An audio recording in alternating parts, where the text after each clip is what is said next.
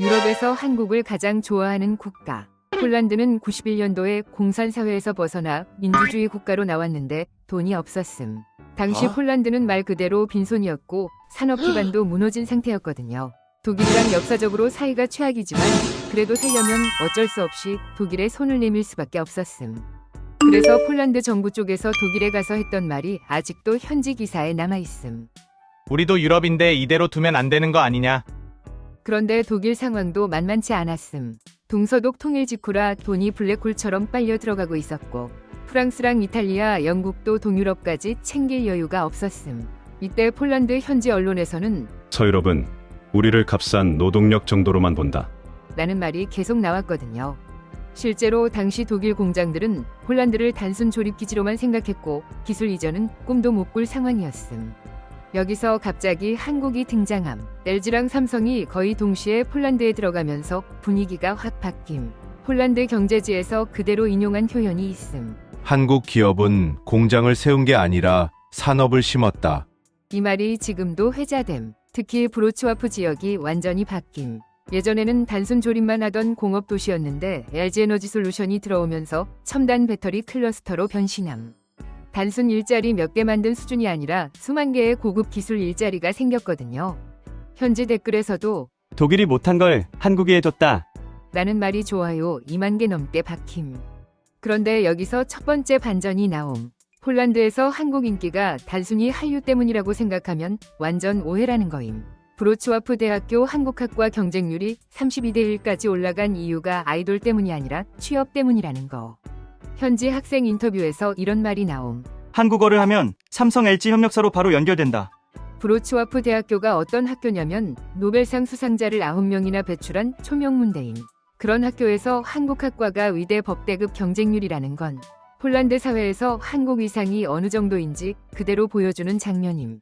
야후 재팬에 이 소식이 올라갔을 때 일본 댓글 반응도 꽤 흥미로웠음. 일본은 잃어버린 30년 동안 뭘 했나? 라는 댓글이 좋아요 15,000개를 넘김. 한국은 실질적 투자를 했고 일본은 말만 했다. 라는 댓글도 좋아요 12,000개가 달렸더라고요. 그 다음은 바르샤바 이야기임. 수도라서 당연히 미국, 독일 영향이 강할 거라 생각하잖아요. 그런데 바르샤바 대학교에서도 한국학과가 가장 빠르게 정원 초과를 기록함. 현지 교수 발언이 그대로 기사에 실렸음.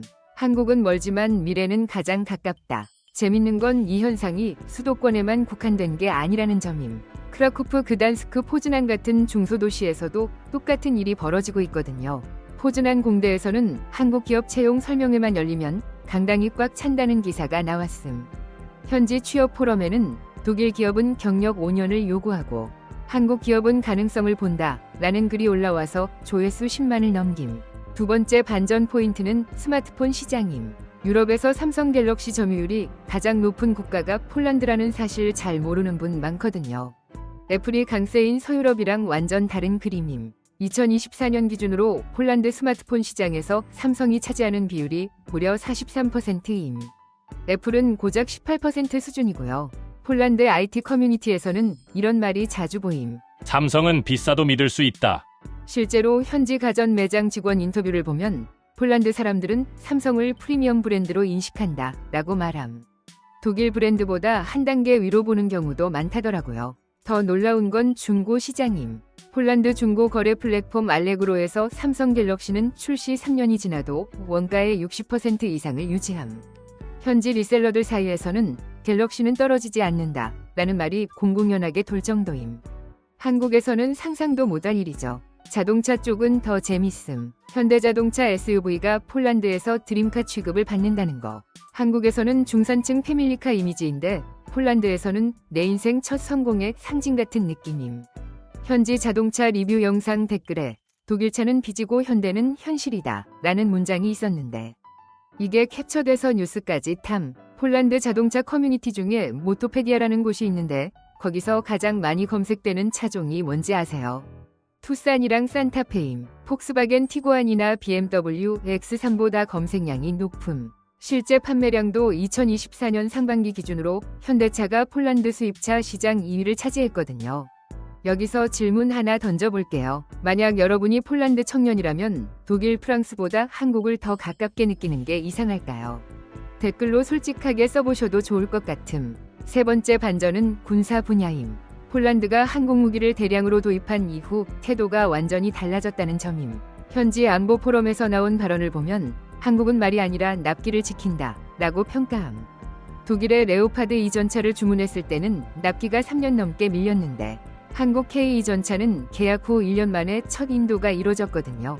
일본 언론에서도 이 부분을 꽤 민감하게 다뤘고 야후 재팬 댓글에 왜 우리는 한국처럼 못하나 라는 반응이 줄줄이 달림. 일본 방위산업은 수출 경험이 없어서 경쟁력이 떨어진다 같은 자성의 목소리도 나왔고요. 실제로 폴란드는 K2전차 1000대 K9 자주포 600칸대 FA50 전투기 48대를 계약했음. 총 계약 규모가 한화로 약 20조 원이 넘는 역대급 딜이었거든요. 폴란드 국방부 장관이 했던 말이 인상적이었음. 한국은 파트너이지 판매자가 아니다. 이게 무슨 뜻이냐면 한국이 단순히 무기만 파는 게 아니라 기술 이전과 현지 생산까지 패키지로 제안했다는 거임. 폴란드 내에 K2 전차 조립 라인이 구축되고 현지 부품 업체들이 협력사로 참여하게 됨.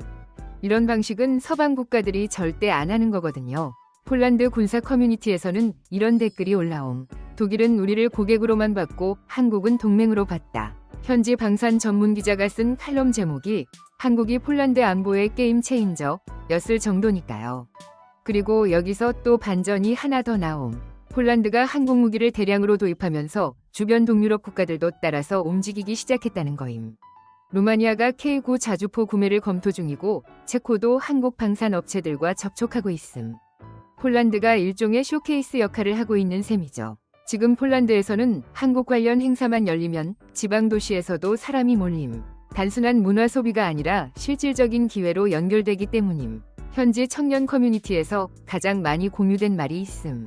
한국은 우리를 하청으로 쓰지 않았다. 실제로 삼성이나 LG가 폴란드에 세운 공장들은 단순 조립 라인이 아니라 연구개발센터까지 포함된 복합 시설임. 브로츠와프의 LG 배터리 공장에는 폴란드 엔지니어 500명 이상이 R&D 부서에서 일하고 있거든요. 독일 기업들이 절대 안 주는 포지션이죠. 한 폴란드 엔지니어가 링크드인에 올린 글이 화제가 됐었음. 독일 회사에서 10년을 일해도 시니어가 될 수 없었는데 LG에서는 3년 만에 팀장이 됐다. 이 글의 좋아요가 5,000개 넘게 달렸고 폴란드 언론에서도 인용했음. 교육 분야도 마찬가지임. 삼성은 폴란드 공대 학생들을 대상으로 장학 프로그램을 운영하는데 매년 100명 이상이 선발됨.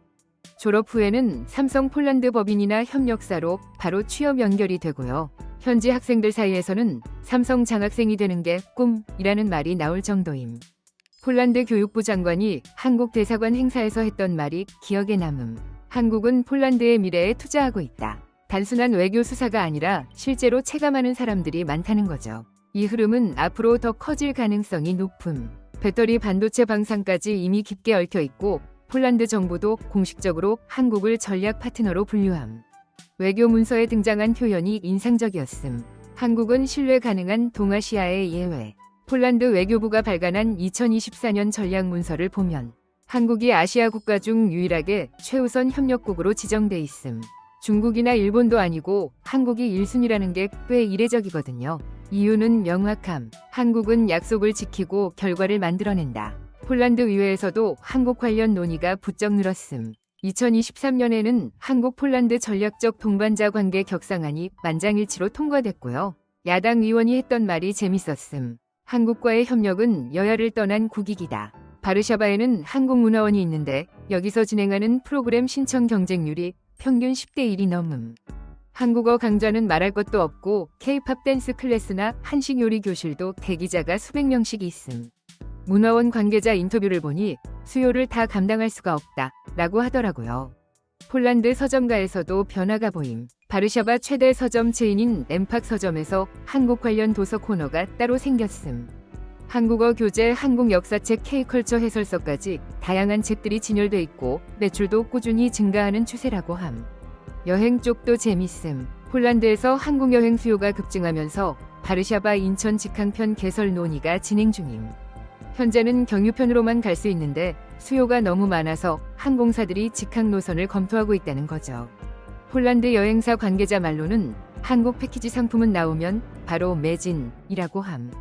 그리고 한 가지 더 재밌는 건 폴란드 유튜버들 사이에서 한국 콘텐츠가 대세라는 점임.